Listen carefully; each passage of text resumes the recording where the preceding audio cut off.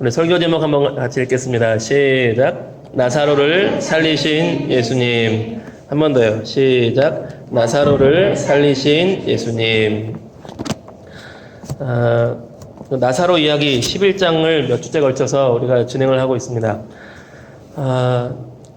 예수님이 사랑하시는 제자, 그 가정에 나사로가 죽어가고 있었습니다. 우리 11장을 시작할 때에 큰 열병에 걸려서 죽어가고 있었는데, 마르다와 마리아가 사람을 보내서 예수님께 도움을 요청했습니다. 예수님 도와주십시오. 저는 예수님이 하나님의 아들이신 것을 믿습니다. 예수님이 오셔서 말씀만 하시면, 손대시면 반드시 살 수 있다는 것을 저는 믿습니다. 이것만 해도 얼마나 대단한 믿음이에요. 그런데 예수님께서 그 소식을 들으시고도, 혹은 그 간절한 기도를 들으시고도 가지 않으셨습니다. 기다리셨습니다. 이틀을 더 기다리셨어요. 이틀을 더 기다리신 다음에 드디어 됐다. 내 친구 나사로가 잠들었다. 가자. 제자들이 그래요? 푹 자면 깨겠네요. 역시 몸살 감기에는 자는 게 최고야. 그러면서 이렇게 얘기할 때에 그렇게 잠이 아니라 하나님 나라 앞에 영원한 잠이 들었다. 하나님 앞에 죽음의 잠을 들었다. 영원한 잠이라기보단 죽음의 잠이 들었다. 죽었다. 예수님께서 죽기를 기다리신 거예요. 죽기를. 그리고 도착했을 때는 죽은 지 나흘째 되던 날, 4일째 되던 날 도착을 하셨습니다. 그리고 마르다를 만나주시고 마리아를 만나주시고 이 여인들이 펑펑 울기도 하고 예수님께서 부활의 말씀을 전해주시기도 했습니다. 그리고 또한 예수님께서는 그들을 보면서 불쌍히 여기시고 슬퍼하시고 눈물을 흘리시고 하는 모습을 우리가 살펴보았습니다. 그 가운데 오늘 본문은 38절, 예수님께서 다시 한번 그 속으로 비통히 여기시며 무덤으로 가셨다는 말씀이 나옵니다. 우리 38절을 다시 한번 읽어보시겠습니다. 11장 38절입니다. 시작. 이에 예수께서 다시 속으로 비통히 여기시며 무덤으로 가시니 무덤이 굴이라 돌로 막았거늘. 아멘. 이스라엘의 매장 문화는 우리하고는 조금 다릅니다. 우리는 땅을 파고 땅에 매장을 하지만 이스라엘 사람들은 굴을 파서 굴에다 매장을 하고 굴 입구를 막습니다. 굴에 들어갈 수가 있겠죠. 그런데 무덤으로 가는 예수님의 마음이 다시 한번 나옵니다. 예수님 마음이 어떠셨다고 38절에 써있죠? 비통히 여기셨어요. 비통히.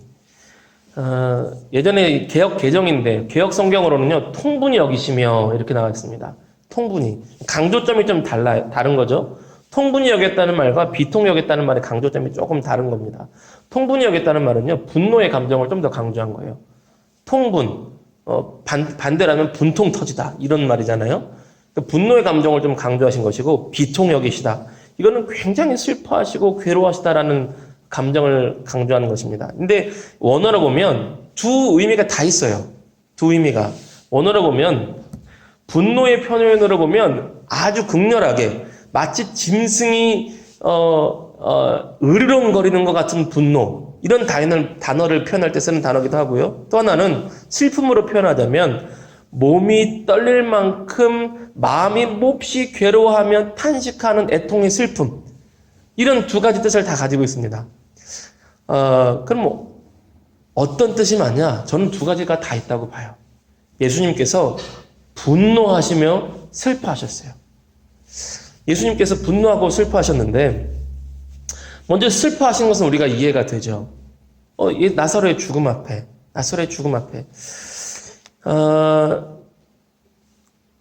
우리가 지난번에도 한번 언급을 했지만, 예수님께서는 나사로를 분명히 부활시키시고 살리실 것인데 왜 슬퍼하셨을까? 예수님은 나사로의 죽음이라는 것 그 자체보다 나사로를 포함한, 또 그 가정을 포함한, 그리고 온 인류의 슬픔, 아픔, 고통, 이 사망 권세, 죽음 권세 앞에서 힘들어하고 애통하고 곡하고 아파하는 이 인류의 현실에 대한 상황에 대해서 예수님은 슬퍼하시는 겁니다. 그럼 분노는 왜 하시냐? 그렇게 만든 근원적인 존재, 근원적인 죄악의 권세, 근원적인 사탄의 권세에 대해서 예수님은 분노하시는 거예요. 예를 들면 그런 겁니다. 어떤 아들이 고소득 연봉 있다 그래서 취직을 했다고 해봅시다. 고소득 연봉 막 월 500만 원, 막 월 600만 원, 막 고소득, 초급자부터 500만 원, 뭐 약간 몇 년 지나고 나면 월 1000만 원 가능, 뭐 이런데 취직을 했다고 해봐요. 그런데 알고 보니까 이 무리가 사기꾼 단체였어요. 사기꾼 단체였는데 이들이 수사망에 걸리자 모든 이 법률적 책임을 최근 취직했던 이 청년한테 죄를 다 뒤집어 씌우고 도망갔다고 해봅시다. 그리고 이 청년은 감옥에 가게 된 거예요. 그 부모의 마음이 어떨까요? 일단 죄악의 행동에 가담을 했으니 죄값을 치러야 되는데 감옥에 간 상황에 대해서 부모라면 얼마나 슬프겠습니까? 나쁜 짓에 가담한 것 자체는 맞지만 슬프죠. 근데 동시에 이렇게 만든 그 사기꾼 집단에 대해서 얼마나 분노하겠어요. 큰 분노가 일죠. 이놈의 자식들 잡히기만 해봐라. 잡히기만 해봐라. 이런 마음과 저는 비슷하다고 생각을 합니다.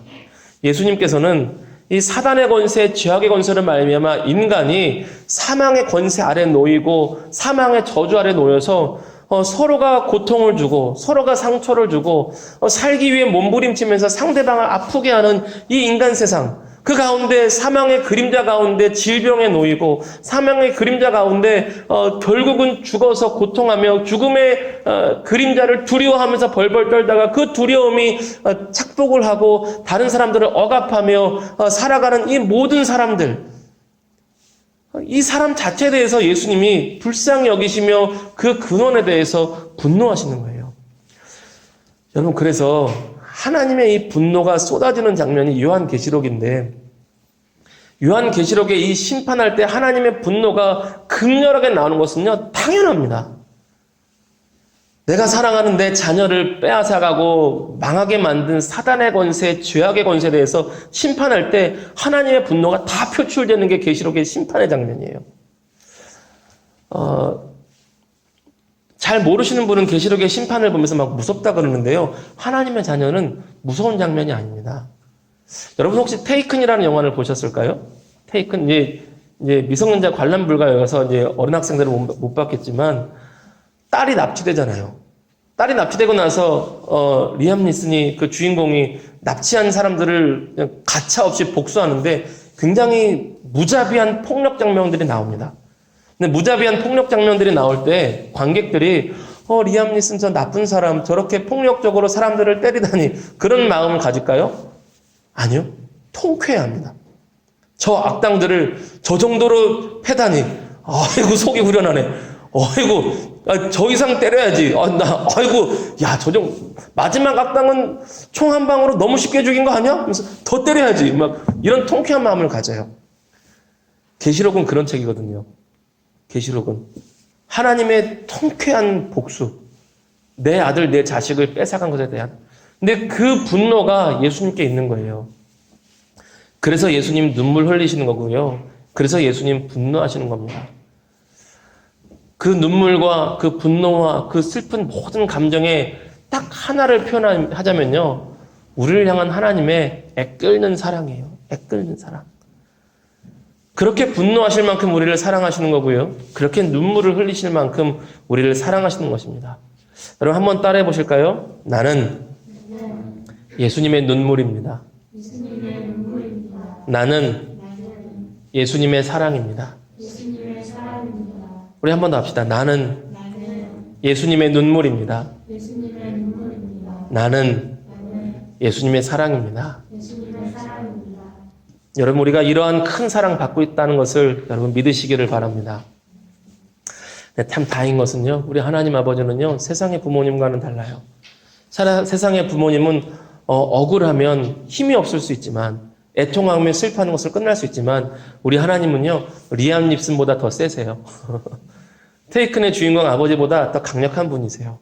그래서 사망 권세 아래에 있는 그 인간들을 구원할 힘, 생명의 힘, 능력의 힘을 가지신 분이 바로 우리 하나님이십니다. 예수님께서 본격적으로 하나님의 영광을 나타내시고 하나님께서 어떠한 계획으로 우리를 살릴 것인지 그 표적을 보이기를 시작하려고 하세요. 그런데 그 가운데 한 가지를 요청하십니다. 우리 성경 말씀 한번 볼까요? 39절 한번 다시 보시겠습니다. 39절 같이 읽습니다. 시작. 예수께서 이르시되 돌을 옮겨 놓으라 하시니 그 죽은 자의 누이 마르다가 이르되 주여 죽은 지가 나흘이나 되었음에 벌써 냄새가 나나이다. 아멘. 예수님께서 나사로를 부활시키시고 살리시는 영원한 부활을 향한 그 표적, 예수 그리스도의 부활을 향한 그 표적, 그 상징의 기적을 보이려고 하시는 그 중요한 때에 한 가지를 요청하십니다. 무엇을 요청하시느냐? 돌을 옮겨 놓으라. 돌을 옮겨 놓으라. 한 가지를 요청하셨어요. 여러분, 죽은 자를 살리시는 기적과 표적에 비하면요, 돌을 옮겨 놓는 것은요, 사실 아무것도 아닙니다. 아무것도 아니에요. 별거 아닙니다. 할 수 있어요. 거기 있는 사람들 몇 명만 모이면 돌 옮기는 건 별거겠습니까? 무덤 입구를 막은 돌이 아무리 무거워도 남자들 여럿이 달려들면 할 수 막아놨으니까. 막을 때 사람들이 했으니 여는 것도 사람들이 할 수 있습니다. 그것 한 가지를 요청하세요. 하나님께서 하실 수 있는, 하나님밖에 하실 수 없는 생명의 놀라운 기적 역사를 일으키시기에 앞서 사람이 할 수 있는 아주 작은 일 하나를 요청하십니다. 그런데 그게 어려워요. 39절 한번 다시 읽어보실까요? 39절, 40절까지 한번 읽겠습니다. 39절, 40절 시작. 예수께서 이르시되 돌을 옮겨 놓으라. 죽은 자의 누이 마르다가 이르되 주여 죽은 지가 나흘이 되었음에 벌써 냄새가 나나이다. 예수께서 이르시되 내 말이 네가 믿으면 하나님의 영광을 보리라 하지 아니하였느냐 하시니. 아멘. 이전에 분명히 마르다와 예수님께서 대화를 나눴거든요. 예수님께서 24절 이하에 보면 예수님께서 부활에 대해서 말씀하시고 마르다가 주여 그러하외다 제가 믿습니다라고 말씀을 드렸는데, 믿음의 고백을 했는데, 예수님께서 자 이제 내가 부활의 생명의 능력을 나타낼 터이니 돌을 옮기라 라는 그 말씀에 불가능한 일도 아니고 할 수 있는 일에 대해서 예수님이 요구하셨지만, 마르다가 예수님 무슨 말씀이세요? 지금 돌을 어떻게 옮깁니까? 죽은 지가 이미 나흘이에요. 썩는 냄새가 납니다. 썩는 냄새가 나요. 아유, 예수님 왜 그러세요? 믿는다고 말은 했는데 행동을 옮기지를 못하고 있는 거예요. 믿는다고 말을 했는데. 여러분, 이거 우리에게 이런 모습이 있지 않을까요? 제가 믿습니다, 하나님. 주를 위해 살겠습니다, 하나님.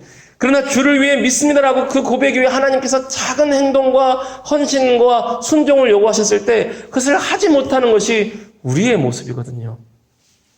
제가 이 말씀을 읽을 때 꼭 생각나는 것이 우리 아이들이에요. 몇 번이고 우리 교회에서 제가 할 때마다 했던 이야기. 우리 아이들이 저희 아들 자녀들 3남매가 3살이 되면 꼭 거쳤던 이야기. 미끄럼틀에 올라가서 내려오지 못하고 아빠 무서워요 떨고 있는 이야기.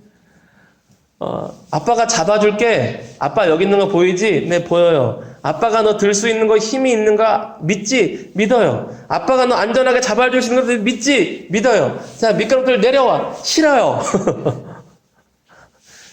내려오면 분명히 떨어지지 않게 잡아줄 수 있는데, 아빠가 있는 것도 믿는데, 아빠가 잡아줄 수 있는 것도 믿지만 못 내려오더라고요.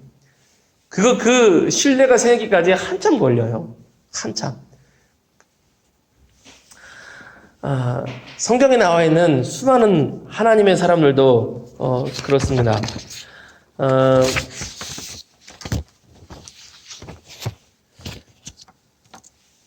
하나님께서 돌을 옮기는 것 같은 작은 행동을 우리에게 요청하실 때가 있어요. 근데 그게 생각보다 쉽지 않을 때가 있습니다. 할 수 있는 일인데 쉽지 않아요. 불가능한 일은 요청하지 않으시거든요. 아브라함 같은 경우에는 아들을 주시겠다고 말씀하신 다음에 아들을 언제 주실지는 모르지만 주시겠다고 약속하셨어요. 거기서 할 수 있는 일은 믿음으로 기다리는 일입니다. 근데 그게 너무 어려웠어요.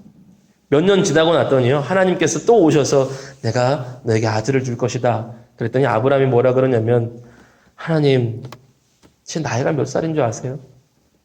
하나님, 제 아내가 몇 살인 줄 아세요? 지금 80, 90이 넘어가고 있어요. 아들이요? 하나님, 제가 아들처럼 믿는 종이 하나 있는데 엘리에셀이라고, 제가 저 종을 아들 삼아서 상속자로 줄 테니 그나 잘 되게 해주세요. 이제 믿음이 다 떨어진 거예요. 하나님의 기적이요? 제 아들이요? 저 사람이나, 저 종이나 내 아들 삼을게요. 근데 하나님께서 설득하시죠. 밖으로 나가서 하늘을 보게 하세요. 야, 하늘 봐봐. 뭐가 보이니? 별이요. 얼마나 많아? 엄청 많긴 해요. 내가 네 아들과 네 자손을, 후손을 이처럼 많게 해줄 거야. 다시 믿음을 새롭게 해라. 다시 믿음을 새롭게 해라. 너의 불신을, 너의 자포자기를 다시 일으켜라. 하나님 다시 붙들어라. 이 믿음을 새롭게 하세요. 여러분, 모세 같은 사람도요, 우리가 모세가 영광스럽게 쓰인 것만 기억하지만 하나님께서 모세를 쓰시기에 너무 힘든 과정이 있었어요. 자포자기가 있었어요. 자포자기가. 야, 이스라엘 민족의 그 고통과 어려움을 보았다. 내가 너를 통하여서 이스라엘 민족을 살릴 것이다. 나아가자. 내가 너와 함께하리라. 하나님, 저는 나이도 많고요. 이제 80이 넘었고요. 하나님, 저는 말도 잘 못하고요. 힘도 없어요. 모세가 40대 때 그렇지 않았거든요. 모세가 40대 때는 내가 이집트의 왕자로서 내 힘을 다하여서 내 힘과 능력으로 이 이스라엘 백성을 구원할 수 있다라는 자신감이 있었습니다. 살릴 수 있어. 살릴 수 있어. 내가 이 민족을 살릴 거야. 나는 이 민족의 지도자야. 이런 자신감이 풍부했었습니다. 그런데 하나님께서 정작 모세를 찾아왔을 때에 모세는 모든 인생을 다 포기하고 있었어요. 그의 눈 앞에서 지팡이가 뱀으로 변하는 표적을 보여주시고 그 뱀이 다시 지팡이로 변하는 표적을 보여주셔도 하나님, 저는 못해요. 하나님, 저는 못해요. 할 수 없어요. 손을 옷 속에 넣었더니 문둥병이 생기고 다시 옷 속에 넣었더니 깨끗하게 나아지는 기적과 표적을 보여주셔도 하나님, 저는 못해요. 제가 어떻게 합니까, 하나님? 인생 자체를 포기하는 자포자기의 마음, 깊은 우울증의 마음으로 빠져 있었어요. 하나님께서 그것을 설득하시고 일으키십니다. 여러분, 그 사람에게는요, 깊은 자포자기가 돌인 거예요. 옮겨야 될 돌인 거예요. 그 돌을 옮겨야 하나님이 쓰시는 겁니다. 여호수아 시대는요, 하나님의 은혜 가운데 불가능한 나라들을 정복하며 승리하며 다녔습니다. 이스라엘 민족이 하나님의 심판의 도구가 되었어요.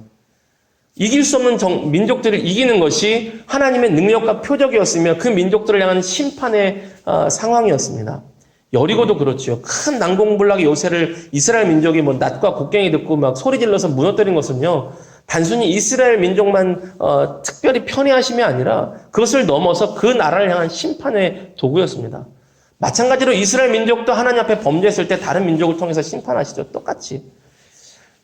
그런 놀라운 승리 가운데 이스라엘 민족이 패배하는 일이 벌어져요. 이게 왜 그럴까? 그랬더니 아간이 하나님 앞에 범죄한 것을 숨길 때가 있었습니다. 그 범죄를 치우자 다시 승리하고 이기는 표적과 기적의 역사가 나타나요. 죄악의 돌을 치워야 하나님이 역사하시는 것입니다. 여러분, 우리가 치워야 될 것이 있어요. 돌을 치우듯 하나님의 역사하심 앞에 우리가 치워야 될 것들이 있습니다. 그것이 죄악일 수도 있고요. 깊은 우울로 자기 자신조차도 내어버리는 자포자기의 마음일 수도 있고요. 아브라함처럼 하나님의 역사를 신뢰하지 못하는 불신의 마음일 수도 있습니다. 때로는 불필요한 깊은 자기 연민, 자기를 사랑하는 것은 좋지만 깊은 자기 연민으로 깊은 우울의 나락으로 빠지는 경우도 있어요. 여러분이 옮겨야 될 돌은 무엇입니까? 예수님께서는 오늘도 부활과 생명의 역사를 나타내실 수 있습니다. 그런데 그 전에 돌을 옮기라고 말씀을 하세요. 우리가 옮겨야 될 돌은 무엇일까요? 여러분에겐 무엇이 있습니까? 죄악의 행실일 수도 있고요. 죄악의 습관일 수도 있고요. 잘못된 말에 축복의 말과 믿음의 말이 아닌 세상의 말로 내꽂는, 내리뱉는 안 될 거야. 예수 믿어서 뭐해? 난 할 수 없어. 내가 뭐가 되겠어? 그런 불신의 말들. 자기 깊은 우울, 불필요한 우울. 하나님 앞에 정직한 회개가 아니라 하나님 앞에 회개의 근심이 아니라 그냥 모세와 같이 하나님이 하셔도 나는 한데, 이런 마음들. 여러분이 옮겨야 될 돌은 무엇입니까? 하나님께서 깨닫게 하신다면 옮기십시오. 그것을 옮길 때에 하나님께서 더욱더 큰 능력과 하나님의 은혜로 함께 하실 것으로 믿습니다. 여러분, 우리 하나님은 좋은 것을 주기 원하시는 분이시거든요. 악한 자라도 좋은 것을 주기 원하시는 분입니다. 마태복음 7장 11절 보니까 너희가 악한 자라도 좋은 것으로 자식에게 줄 줄 알거든 하물며 하늘에 계신 너희 아버지께서 구하는 자에게 좋은 것으로 주시지 않겠느냐라고 말씀을 하세요. 여러분, 하나님은 우리에게 좋은 것을 주려고 하십니다. 그러나 그 가운데 그것을 막고 있는 돌이 있다면 옮기시기를 주님의 이름으로 축복합니다. 여러분, 그리고 이제는 드디어 돌을 옮기니까 예수님께서 나사로를 살리시는 놀라운 역사를 시작하십니다. 우리 성경 한번 같이 보겠습니다. 41절에서 44절까지 말씀 보겠습니다. 41절에서 44절 시작. 돌을 옮겨놓으니 예수께서 눈을 들어 우러러 보시고 이르시되 아버지여 내 말을 들으신 것을 감사나이다. 항상 내 말을 들으시는 줄을 내가 알았나이다. 그러나 이 말씀 하옵는 것은 둘러선 무리를 위함이니 곧 아버지께서 나를 보내신 것을 그들로 믿게 하려 함이니이다. 이 말씀을 하시고 큰 소리로 나사로야 나오라 부르시니 죽은 자가 수족을 배로 동인 채로 나오는데 그 얼굴은 수건에 쌓였더라. 예수께서 이르시되 풀어놓아 다니게 하라 하시니라. 아멘. 돌을 옮겼습니다. 순종했어요. 그 작은 순종 앞에 예수님께서 드디어 시작하십니다. 축복의 기도를 하시고 나사로야 나오라 명령하시니 죽은 나사로가 그 수의를 입은 채로 배로 동동 맨 채로 나왔어요. 이거는요, 죽을 뻔하다 산 게 아닙니다. 정말로 완전히 죽은 자를 살리신 하나님의 능력이었어요. 이미 썩는 냄새가 나고 있었습니다. 이미 죽어서 완전히 죽은 사람이었어요. 그 사람을 살린 겁니다. 여러분, 하나님은 창조주 하나님이시고 하나님은 생명의 주인이시며 부활의 주님이신 것을 여러분 믿으시기 바랍니다. 여러분, 그 부활의 주인, 생명의 주인, 창조주 하나님께서요, 나사로를 살리실 뿐만 아니라 오늘 우리와도 동일한 능력으로 함께 하십니다. 나사로를 살리신 예수님께서는요, 오늘도 역사하세요. 그리고 우리도 살리십니다. 우리 에베소서 1장 15절에서 22절 말씀 한번 보실까요? 에베소서 1장 15절에서 22절 말씀.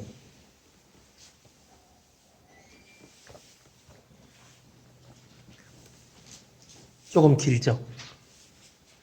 에베소서 1장 15절에서 22절 말씀입니다.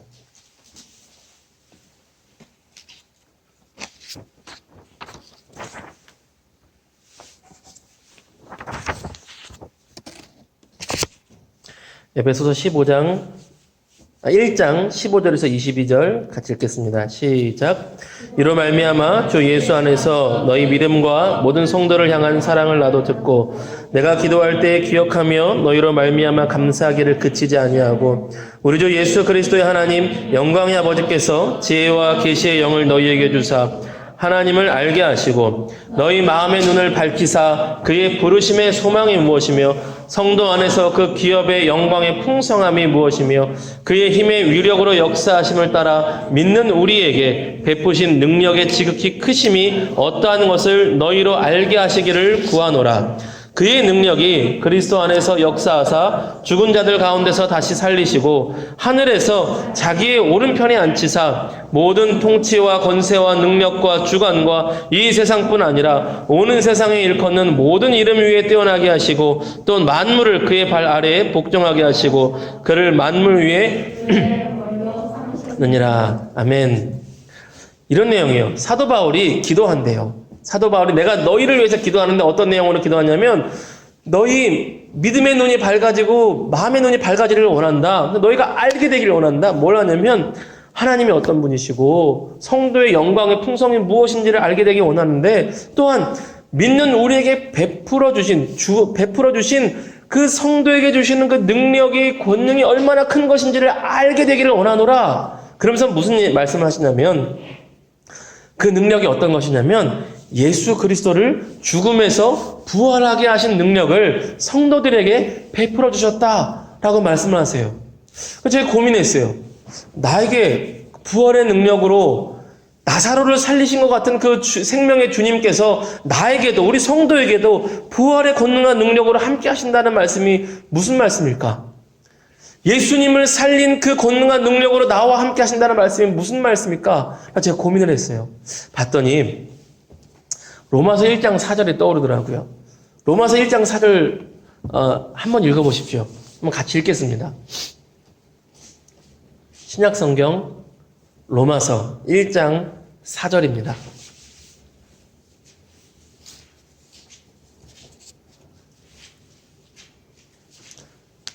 로마서 1장 4절 같이 읽습니다. 시작. 성결의 영으로는 죽은 자들 가운데서 부활하사 능력으로 하나님의 아들로 선포되셨으니 곧 우리 주 예수 그리스도시니라. 아멘. 무슨 말은 좀 복잡하죠. 새 번역 성경으로 제가 한번 읽어드릴게요. 성령으로는 죽은 사람들 가운데서 부활하심으로써 나타내신 권능으로 하나님의 아들로 확정되신 분이십니다. 그는 곧 우리 주 예수 그리스도십니다. 무슨 말씀이냐면 예수께서 성령의 능력으로 죽은 사람들 가운데 부활하심으로써 하나님의 아들로 우리에게 확증되어 밝히 알려주셨다는 거예요. 제가 한 가지 힌트를 얻습니다. 예수께서 어떻게 부활하셨냐? 성령의 능력을 하셨다는 거예요.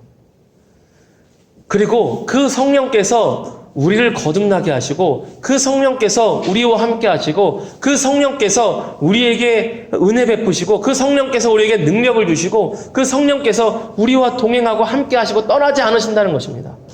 예수님도 성령의 권능으로 말미암아 부활하셨으며 성도에게 주신 능력과 권능이 무엇이냐면 예수님을 부활하게 하신 그 권능의 성령께서 우리와 함께 하신다는 거예요. 그렇다면 오늘 우리에게도 나사로를 살리신 예수님의 능력과 예수 그리스도를 죽음에서 부활하게 하신 생명의 권능의 그 성령의 능력이 오늘 우리와도 함께 한다는 것입니다. 여러분, 하늘의 생명, 부활의 생명, 성령의 능력이 오늘 우리와 함께 하신다는 것을 여러분 믿으시길 바랍니다. 여러분 그거 붙잡고 삽시다. 여러분 나를 보고 세상을 보면요 별로 소망이 없지 않으세요? 나의 힘과 능력 믿고 살다가 좌절할 때가 한두 번이 아닌 것 같아요. 여러분 우리와 함께 하시는 하나님이 계세요. 나사로를 살리신 예수님의 생명의 능력과 권능의 능력, 예수님을 부활시키신 성령의 능력이 우리와 함께 하십니다. 제가 얼마 전에 제가 여러분 카톡방에 막 간증 막 올려드리고 그랬는데 혹시 보셨어요? 안호성 목사님 그 간증 보셨어요? 제가 성령의 권능으로 사는 사람들을 성경 인물들 말고 좀 더 얘기하고 싶었어요. 보니까 안호성 목사님 간증 났는데 너무 재밌지 않으세요? 너무 좋지 않아요? 부럽더라고요. 어떻게 저렇게 재밌게 설교하지? 어떻게 저렇게 재밌게 설교하지? 참 위로가 되는 건 그 많은 간증들 제가 많이 들었는데 꼭 재밌는 분들만 있는 건 아니더라고요. 진지하되 또 하나님의 말씀을 잘 푸는 분들도 쓰시더라고요. 달란트 은사가 다르구나. 근데 중요한 건 각 사람들마다 역사하는 하나님의 능력인데 안호성 목사님 같은 경우에 목사 안 되려고 도망가다가 그 아버지가 감리교 목사님인데 목사 안 되려고 그렇게 도망가다가 그 대기업에 막 취직하고 그랬는데 하필 내장이 썩는, 내장이 고름이 나오는, 대기업에 다 취직했는데 돈 많이 벌기로 딱 계약을 하고 취직했는데 내장이 다 썩으니 고름이 나오니, 살아있는 채로 내장이 고름이 나오니 그거 어떻게 해요? 하나님 참 감사하죠. 주님 제가 제 인생을 하나님께 바치겠습니다. 하나님 목사로 살겠습니다 했더니 살잖아요. 그게 부활과 생명의 역사가 나타나서 사는 건 아니겠습니까? 치유하시는 육체를 살리신 하나님의 능력. 네, 인간은 좀 간사하죠. 안호성 목사님 그리고도 도망갔댔잖아요. 그리고 다 낫고 나니까 정신 딱 차려가지고 와 아무튼 내 목사 될 뻔했네. 와 아무튼 신학교 갈 뻔했네. 그리고 다시 기업에 일본으로 유학 가서 대기업에 또 취직하려는데 다시 내장이 고름이 차고 썩어가고 죽게 생겨서 하나님 염치가 없으니 한 번만 더 믿어주세요. 하나님 한 번만 더 믿어주세요. 제가 목사 될게요. 네, 하나님 참 좋은 분이세요. 그걸 또 들어주세요. 아유, 우리들 같으면 네가 이만 사기친 게 몇 갠데 임마 그러면서 안 할 텐데 그걸 또 들어주세요. 또 속아주시고 네가 그래도 그래서 결국 목사가 되시고 지금 쓰임 받잖아요. 근데 또 떠오르는 사람 중에 하나가요. 닉 부이치치 여러분 유명하죠? 아시죠? 팔다리가 다 없어요. 양팔이 없고 두 팔이 없어요. 두 발, 두 다리가 다 없어요. 자꾸 헷갈리네. 양팔이 없고 두 팔이 없고 양발 두 다리 같은 말인데 어쨌든 팔과 다리가 다 없는 분이세요. 근데 그분이 말하기를 나는 저주받은 인간이 아니라 세상의 눈으로 보면 저주받은 인간 같겠지만 나는 하나님의 유니크한 작품입니다. 하나님 여전히 나를 사랑하시고 나는 독특하게 창조하셨습니다. 나를 향한 하나님의 계획이 있습니다. 하나님 여전히 나를 사랑하십니다. 하나님 안에서 나는 특별한 인생을 살아갈 수가 있습니다. 저는 지금도 바다에 빠지면 무섭거든요. 수영을 할 수 있을까? 근데 그분은요, 팔다리가 없는데 수영장에서 수영을 해요. 그리고 팔에, 다리에 조금 나온 그 다리 모양 비슷한 조그만 것을 가지고요, 전자드럼 그 베이스를 칩니다. 그리고 입으로는 비트박스를 하면서 붐빠빠 붐빠빠 요 그러면서 막 쳐요. 되게 멋있어요. 정말 존경스럽습니다. 정말 존경스러워요. 여러분 팔과 다리가 없는데 그분 앞에서 좌절을 함부로 말하면 안 돼요. 나는 가진 게 없습니다. 함부로 그러면 안 돼요. 여러분 그분 그러고도 결혼을 하셨어요. 더 존경스러운 건요. 아이를 넷을 낳으셨어요. 할렐루야. 우와. 저보다 더 놀랍고 대단한 분이세요. 저는 셋을 낳았는데 그분 넷을 낳으셨어요. 하나님 안에서 새 생명을 주십니다. 살 수 있습니다. 그리고 그 마음이 산 거예요. 그 마음의 돌이 날아간 거 아니겠습니까? 마음의 돌을 옮기는 정도가 아니라 마음의 돌을 부셔버린 거예요. 그거는요. 그럼 팔다리 다 가지고 나는 저주받은 인생이요 할 수가 없어요. 그러지 마세요. 하나님의 생명의 능력이 역사하면 가능하지 왜 안 됩니까? 내 마음에 있는 불신의 돌, 저주의 돌, 세상에 주는 무거운 짓누른 돈을 치울 뿐만 아니라 부셔버리십시오. 하나님이 역사하시면 되지요. 왜 안 됩니까? 며칠 전에 저희 아내를 통해서 간증 하나를 또 들었어요. 브라이언 박 목사님. 여러분 혹시 아세요? CBS, CTS 보면 이렇게 항상 막 웃다가 죽을 것 같은 얼굴을 하고 계신 분이 계세요. 어떻게 항상 웃다가 얼굴이 굳어진 것 같아. 이 웃는 표정이 입이 이렇게 올라가서 막 너무 행복한 표정으로 그래서 저는 생각했어요. 저분은 태어나서 한 번도 고생이란 걸 안 해본 분일 거야. 그러니 저렇게 죽도록 웃고 있지. 웃다 죽을 것 같아, 저분은. 저분은 고생이란 걸 전혀 모르겠지. 그랬거든요. 너무 성령 충만하시고, 항상 행복하시고, 항상 기쁘시고, 말씀을 전하는데 항상 힘이 있고. 근데 아내한테 짧게 듣고 제가 조사를 했어요. 어떤 분인가. 그랬더니, 이분이 중3 때 이민을 갔다가, 부모님들이, 어른들이, 선생님들이 항상 그랬대요. 공부 열심히 해라. 좋은 대학 가라. 그래야 좋은 회사 취직하고 돈 많이 벌고, 좋은 차도 사고, 좋은 집도 살고, 결혼도 잘해서 살 수 있다. 정말 그걸 열심히 따라갔대요. 열심히 공부해서 명문대학을 졸업하고요. 26살에 세계에서 제일 큰 증권회사의, 미국 증권회사의 부회장이 됐대요. 26살에 세계에서 제일 큰 증권회사에 취직을 한 게 아니라 부회장이 됐대요. 깜짝 놀랐어요. 와, 저는 여러분이 어떤 면에서 더 놀랍네요. 안 놀래. 와, 알고 계신 거예요? 그 정도는 별것도 아닌 거예요. 놀라는 사람 우리 아들밖에 없네. 와, 저는 깜짝 놀랐는데, 와, 그 정도는 그까짓 거 그런 표정인가요? 저는 놀랍던데? 많이 보셔서, 많이 들어서, 그렇군요. 많이 들으셨군요. 저는 깜짝 놀랐어요. 26살에 세계에서 제일 큰 증권회사에 취직을 했다 그래도 놀라운데 부회장이 됐다고? 와, 그러면서 그분이 하는 말이요. 수없이 돈을 벌었는데 세상에서 내가 돈을 이만큼 더 벌 수 있을까 할 만큼 돈을 벌고 그 돈을 하루 만에 다 쓰기도 해봤대요. 얼마나 썼겠어요. 엄청나게 쓴 거죠. 그러면서 한참 돈을 벌고 봤는데 문제가 이분이 행복하지가 않더래요. 행복하지가. 그래서 행복하려고 여러 가지 시도를 다 했답니다. 뭐 담배는 기본이고 술, 담배 쩔어 살고 향락에 자기가 가진 돈을 하루에 다 써봤대요. 다 쓰면서 뭐도 했겠어요? 마약도 하는 거예요. 마약도. 마약, 술, 담배 막 하다가 나중에는 그래도 행복하지 않으니까 자신의 마음이 어두워져서 폭력적인 성향이 드러나더래요. 폭력으로 감옥을 8번 갔대요. 그런 분일 거라고 상상이 안 되거든요. 지금의 얼굴을 보면. 폭력으로 감옥을 8번 가다가 나중에는 너무 행복하지 않고 너무 우울해서요. 자살 시도를 2번을 했대요. 근데 자살 시도하고 마약하고 뭐 폭력으로 살니 그 다음은 무슨 문제가 생기냐면 제가 지난주에도 얘기했잖아요. 어설프게 자살 시도하다가 살아나면 그 다음이 더 문제라니까요. 몸이 다 망가진 거예요. 속이 다 망가지고 내장이 다 망가지고 막 뼈도 다 망가지고 심지어는 스트레스로 원형 탈모도 생기고 스트레스로 피부병까지 생기고 사는 게 아니에요. 그러다가 자세한 과정은 모르지만 1994년 6월 17일 운전하던 중에 차 안에서 6시간 동안 예수님께서 만나 주셨대요. 그리고 그 6시간이 지나고 예수님을 만난 다음에 자기 마음에 원인 모를 행복이 있고 이유 모를 기쁨이 있고 심지어 더 놀랍게도 피부병이 낫고 속에 있는 내장기관이 다 낫고 뼈 운동하다 다쳤던 그 몸의 상처들도 다 낫더래요. 진짜 행복을 찾았대요.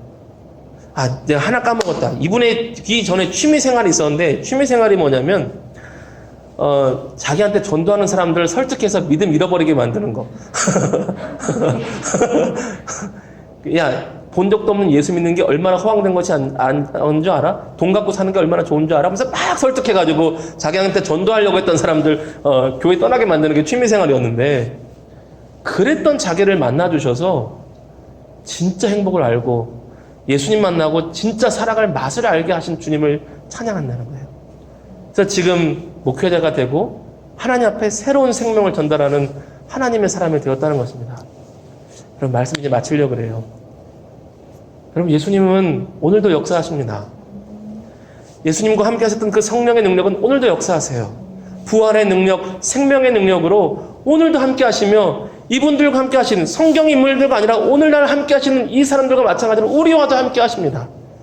그럼 주님 붙드십시오. 부활과 생명의 능력, 그 능력을 공급하시는 성령께서 오늘 우리와 함께 하십니다. 예수님 붙들고 믿음으로 하루하루 승리하는 저와 여러분 모두가 되시기를 주님의 이름으로 축복합니다.